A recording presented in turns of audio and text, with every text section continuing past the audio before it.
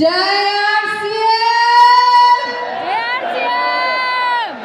जय आरसीएम, जय आरसीएम। कैसे हैं आप सब लोग? शानदार। झकास, यस बिंदास, यस मजा आ रहा है? यस। तो आपसे जब भी आपसे कोई पूछे तो आपको क्या बोलना है? झकास, बिंदास, मजा आ रहा है।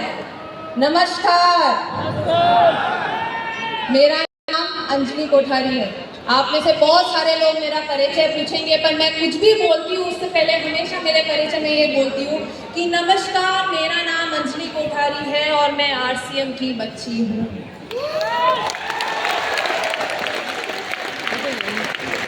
आरसीएम 24 साल का है, मैं 25 साल की हूँ। शुरुआत से जब भी मैंने मेरे पापा को काम करते हुए देखा, सिर्फ और सिर्फ आरसीएम करते हुए देखा, मैंने आरसीएम को बढ़ते हुए देखा और मैं आरसीएम के साथ बढ़ी।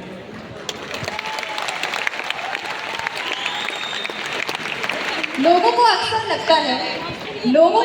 लगता है कि अगर इसके पापा ने शुरुआत से आरसीएम किया, अगर अंजलि कोठारी के पापा जो कि मिस्टर मुकेश कोठारी, आप सब लोग उन्हें जानते हैं, यस।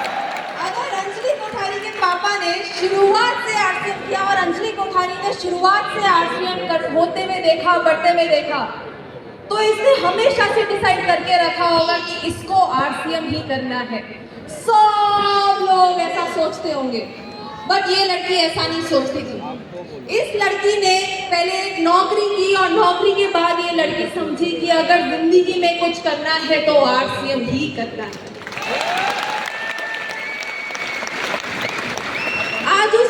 आज उस मेरी स्टोरी के थ्रू आप लोगों को लेके जाना चाहती हूँ। जाएंगे मेरे साथ? यस। ये पीपीटी मेरी चालू की हुई है जिससे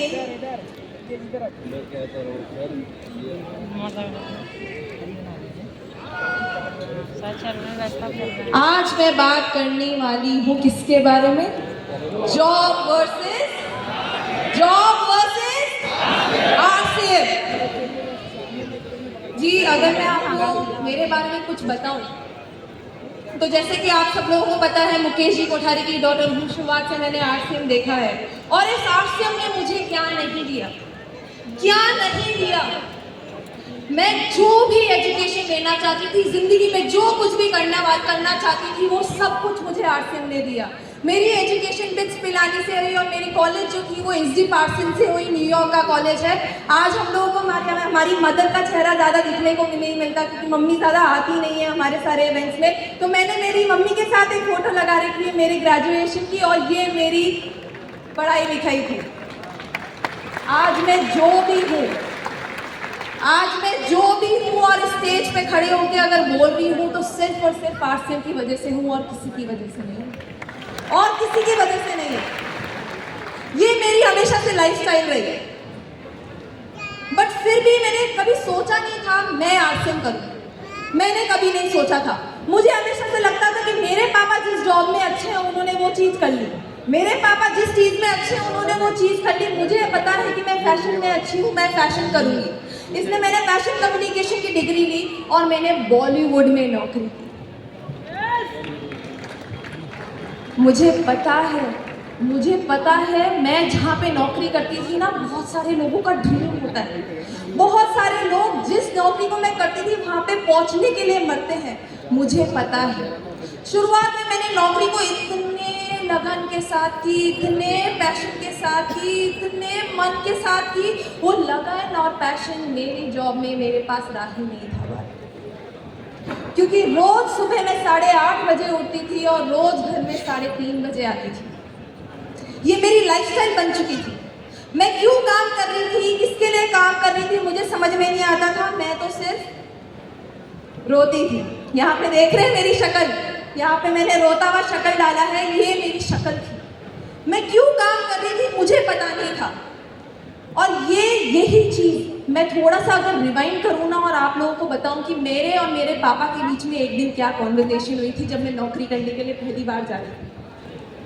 मैं एक दिन सुबह, जब मैं नौकरी मैंने सेलेक्ट नहीं की थी, मैं सेलेक्ट करने जा रही थी, उस दिन सुबह मैंने पापा के साथ चाय ली और चाय पे मैंने मेरे पापा को एक क्वेश्चन पूछा और वो क्वेश्चन था कि पापा, मैं एक नौकरी करने वाली हूँ, आप मेरे को बताओ एक अच्छी नौकरी होती कैसे है, एक अच्छी नौकरी कैसी होनी चाहिए। और उस दिन मेरे को मेरे पापा ने बोला कि बेटा तू 2 साल नौकरी करके तो देख, तुझे पता चल जाएगा कि तेरे काम में और मेरे काम में डिफरेंस क्या है।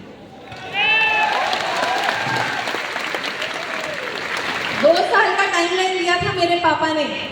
इस लड़की ने 1.5 इयर्स में ही डिसीजन बना लिया आरसीएम करने का। क्यों देखा क्या देखा, क्यों देखा क्या देखा। जैसे जैसे मैं अपनी नौकरी में सीनियर होती जा रही थी ना, वैसे वैसे मेरे को मेरी नौकरी में टाइम बहुत देना पड़ रहा था। मैं बहुत अच्छी नौकरी कर रही थी। जैसे आज किसी के भी पास में शिल्पा शेट्टी आके बैठे तो कितना अच्छा लगेगा, बहुत अच्छा लगेगा ना। अगर अनिल कपूर आपका हाथ पकड़ के बैठ जाए तो बहुत अच्छा लगेगा।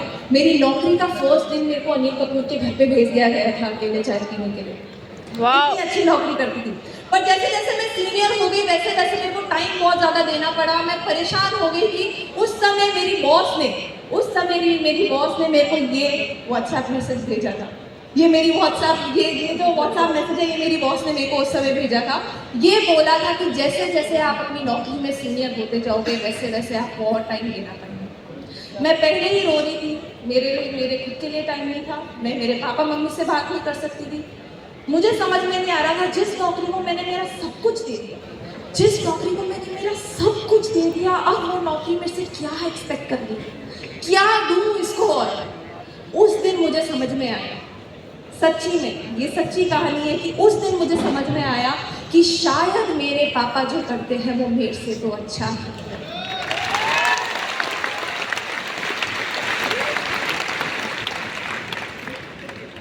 ये थी मेरी स्टोरी। मेरी नौकरी ने मुझे क्या नहीं दिया, मेरे क्या दिया।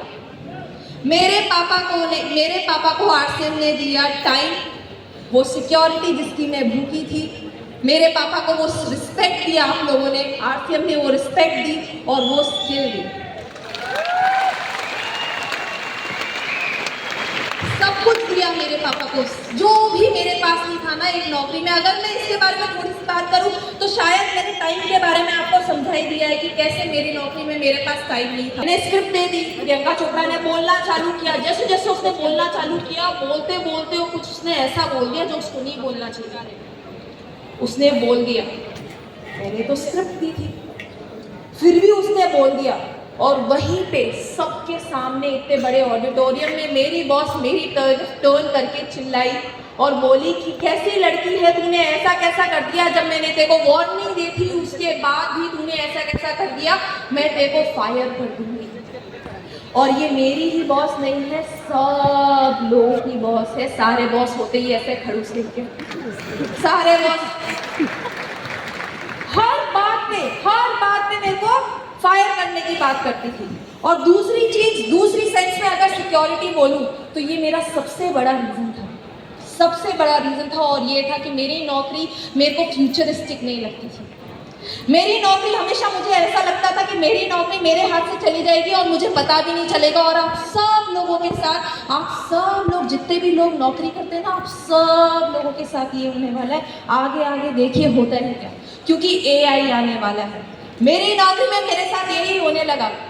इसलिए मुझे पता चल गया कि अगर मेरे को ज़िंदगी में कुछ करना है तो आरसीएम ही करना है।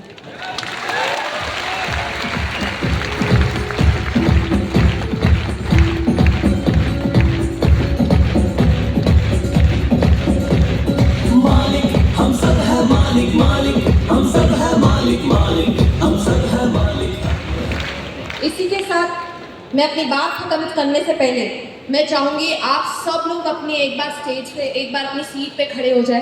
प्लीज एक बार अपनी सीट पे खड़े हो जाए और हम एक नारा बोलेंगे, प्लीज मेरे साथ लगे रहिए। बोलेंगे? ये जाता है कुछ ऐसे, लड़ेंगे।